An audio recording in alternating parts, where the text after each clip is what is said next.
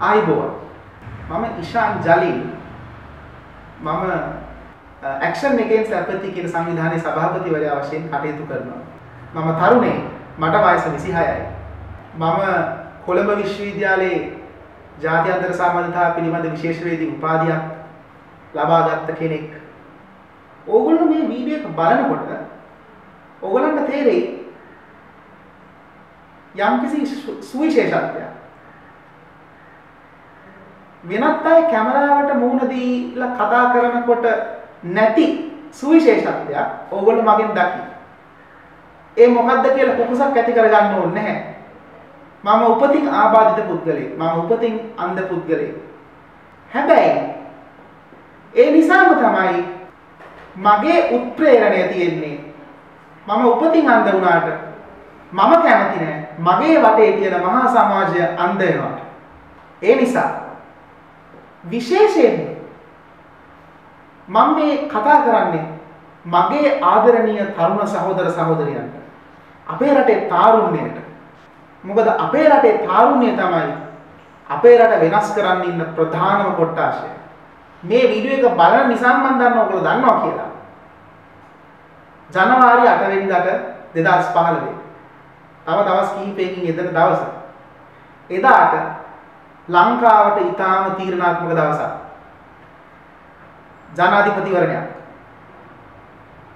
ජනාධිපතිවරණයක් හැම අවුරුද්දෙම එන්නේ.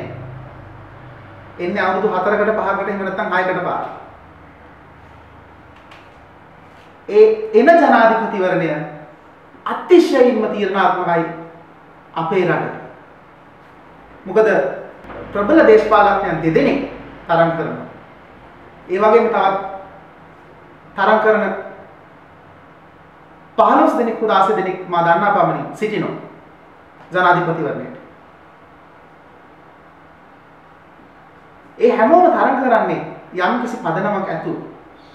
යම්කිසි හේතුවක් ඇතුව. ඒ හැමෝම තරම් කරා. ඒ හැමෝම තරම් කිරීමේදී ඔවුන්ට තරම් කරන්න බිමසකස් කරන්න ඕන ඔබ ඡන්දය දාන්නේ ඔබ නිසා. මම 8 වෙනිදා උදේ පාන්දරින්ම මගේ ගෙදර ළඟම තියෙන ඡන්ද පොලට ගිහිල්ලා ඡන්දය පාවිච්චි කරනවා මම දෘශ්‍යාබාධිත වීම බාධාවක් කරගන්නේ නැතුව. ඒ මොකද මගේ ඡන්දය මට වටිනවා. මගේ ඡන්දය රටට වටිනවා. ඒ නිසා මම ඔබට කියනවා මගේ ඡන්දය රටට වටිනවා නම් අපේ ඡන්දය ඔබේ ඡන්දය රටට වටිනවා. ඔබට වටිනවා. ඒ කියන ගමන්ම මම ඕගොල්ලන්ට පුංචි දේවල් කීපයක් කියන්නම්. ඡන්ද දාන්න යන්න කලින් හිතන්න ඕන දේවල්. මොකද මේ ඔක්කොම අපේ රට නිසා.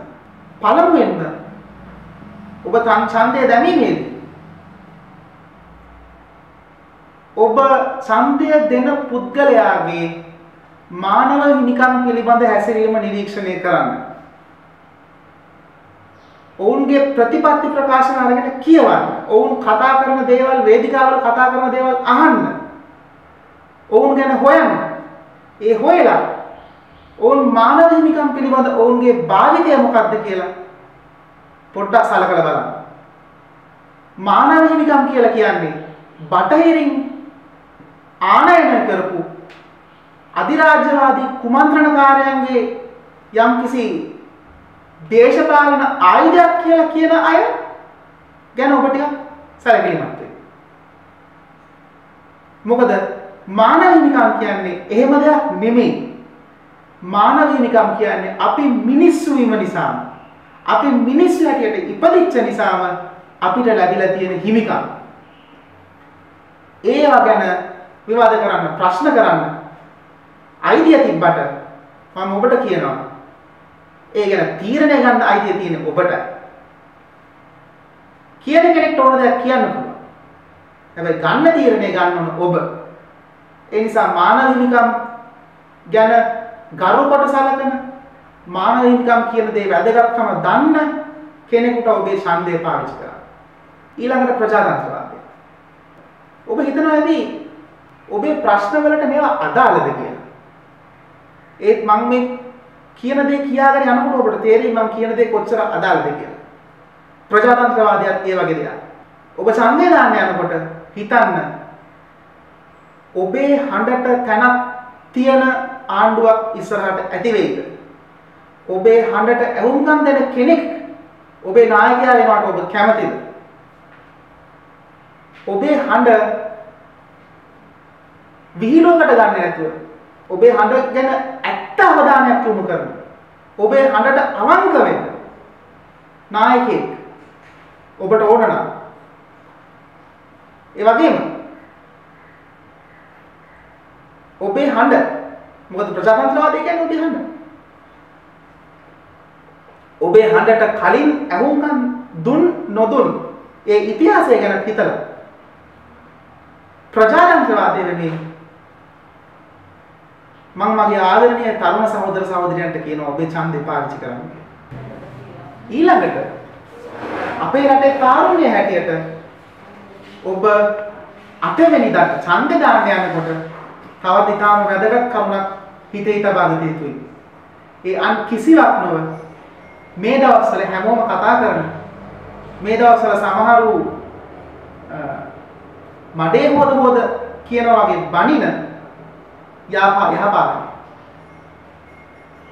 යහපාලනය කියන්නේ අර මානව හිමිකම් වලට කියන තර්කයම අරගෙන කියන මේ බටහිරින් ආනයනය කළ එහෙම දෙයක් නෙමෙයි. යහපාලනය කියන්නේ අපි පත් කරන ආණ්ඩුව කරන්නේ මොකක්ද කියන එක අපි දැනගන්න අවශ්‍යයි.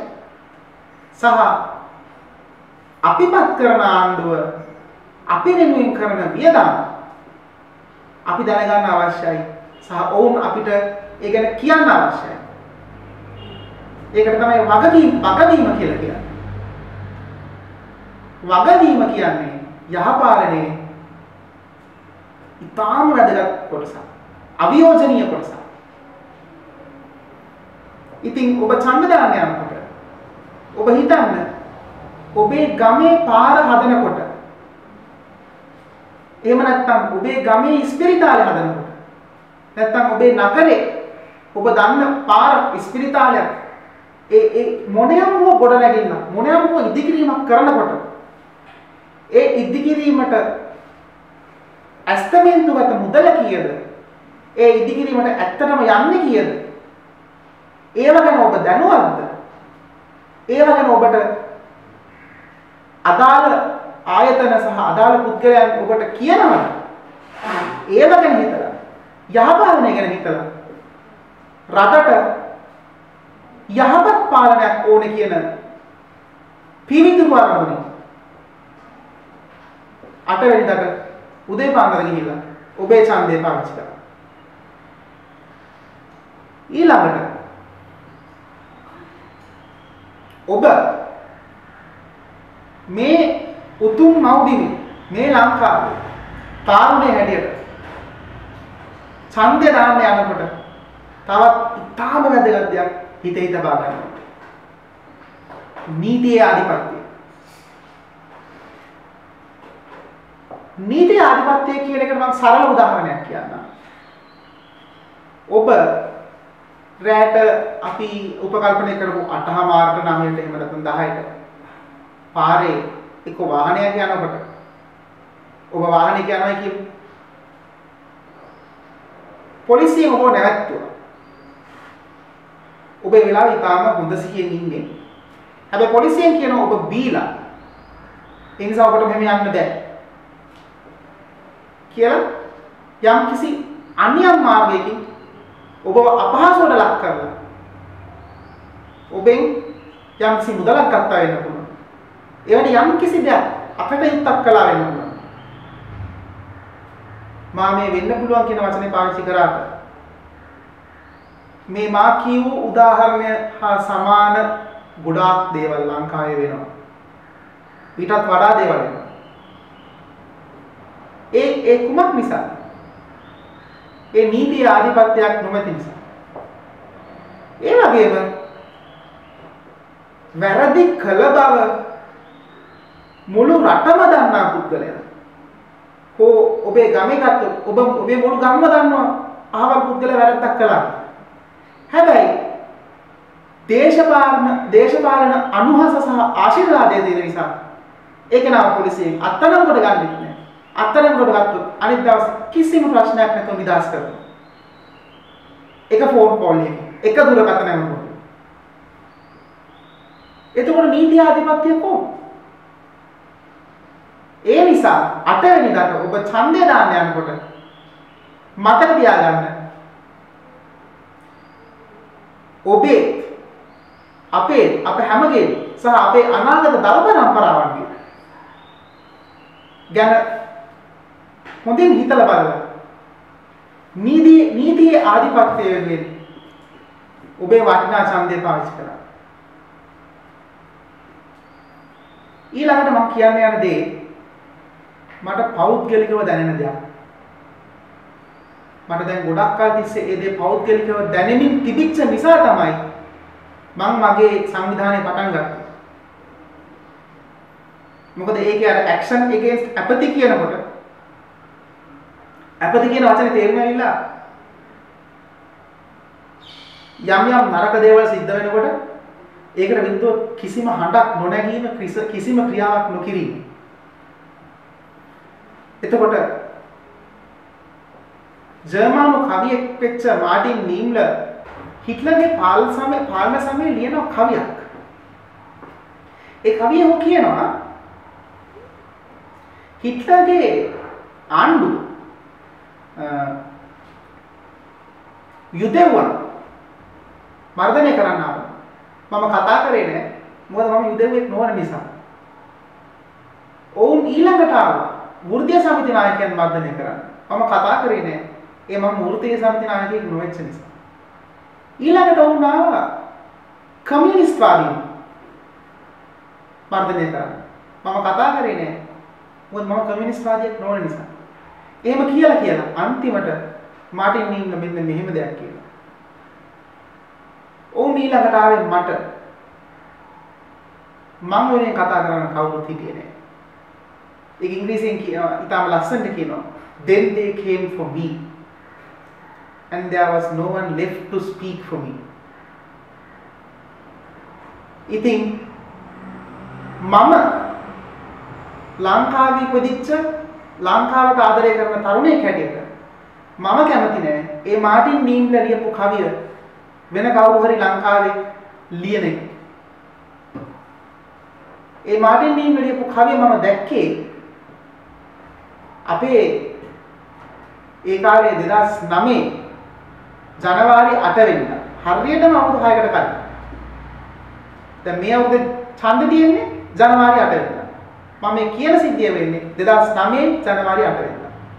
ලසන්ත වික්‍රමතුංග කියන සංගලීඩ පුවත්පතේ හිටපු කතෘවරයා ලංකාවේ හිටපු සුවිශිෂ්ට දැවැන්ත මාධ්‍ය චරිතයක් සහ දැවැන්ත මිනිසෙක්.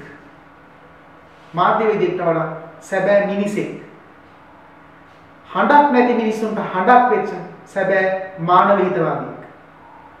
ලසන්තව මැරුවේ 2009 ජනවාරි මාසේ 8 වෙනිදා මහදවල් නුගේගොඩ ප්‍රදේශයේ. ඔබ 2015 දැන් අවුරුදු 6කට පස්සේ ලංකාවේ තාරුණ්‍ය හැටියට ඡන්දය දාන්න යනකොට ලසන්ත ගැන හිතලා ඔබේ ඡන්දේ පාවිච්චි කරන්න.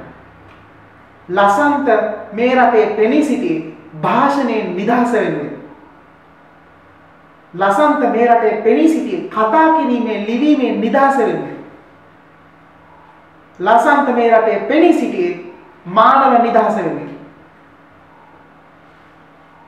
අපිට මේ රටට තවත් ලසන්ත වික්‍රමතුංග වගේ තමන්ගේ භාෂණේ කතනේ ලිවීමේ නිදහස වෙන්නේ සටන් කරන්න ගිහිල්ලා මහපාරේ මහදවල් කුරිරු විදිහට අපේ තරුණයෝ මැරෙනවා බලන් ඉන්න මම කැමති නැහැ. ඒක මගේ ඇස් වලට පේන්නේ නැති වෙන්න පුළුවන්. ඒත් ඒක මගේ හිතට වේදනාවක්. මගේ සිත් ඇසට ඒක පේනවා, ඒක වේදනාවක්. ඒක පේන්න මම කැමති නැහැ. ඒ වගේ දෙයක් පේනවට මම කැමති නැහැ.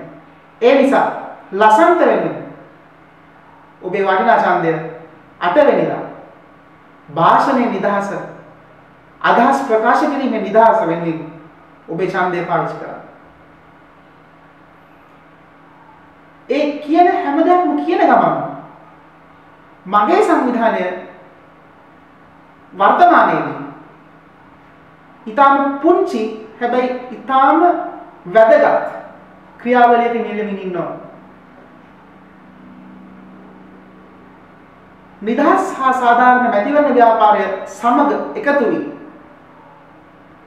එහෙම නැත්නම් MFFE කියන ආයතනය ඒ Movement for Free and Fair Elections ඒ ආයතනයත් සමග එකතු වී අපි විශාල ජාලයක් පවත්වාගෙන යන ගොඩනගමින් යනවා. මේ එළඹෙන ජනවාරි 8 වෙනිදා තියෙන මැතිවරණය නිරීක්ෂණය කිරීම සඳහා රට පුරා.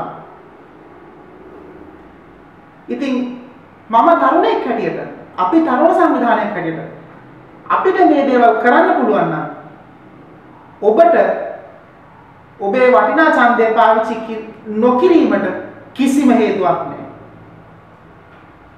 ඒ නිසා මම කියන්නේ ජනවාරි 8 වෙනිදා උදේ පාන්දර ගිහලා ඡන්දය දාන්න. මොකද මගේ ඡන්දය මට වටිනවා, රටට වටිනවා, ඔබේ ඡන්දය ඔබට වටිනවා, රටට වටිනවා. ස්තුතියි.